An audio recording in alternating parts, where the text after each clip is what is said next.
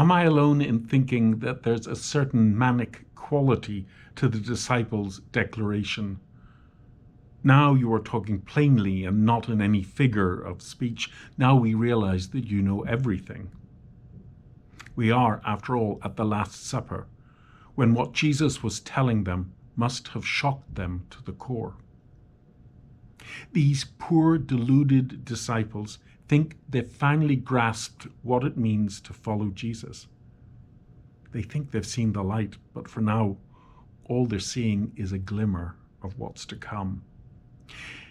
They're about to find out that things aren't at all what they expect them to be, and that they still will have many questions. I find it consoling that the apostles, who were closest to the Lord for so long, get it wrong. A lot of the time I convince myself that I know all I need to know about being a Christian, but in my saner moments, I realize that I'm just as foolish as those first disciples. Jesus knows the apostles well. He knows that they love him, but he also understands that when the threat becomes serious, they will flee and leave him alone.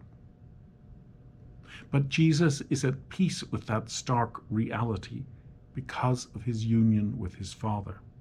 As he says, I am not alone because the Father is with me. Jesus then tells them, take courage, I have conquered the world. His conquest isn't in any way military or political. What he conquered was death.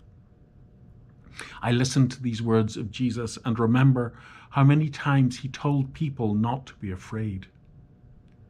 When we feel overwhelmed by the bad news around us, when it starts to seem hopeless and fearful because we can't control the events around us, it's good to remember that Jesus reassures us no matter what is happening, Jesus is in control and will always overcome every obstacle. God bless.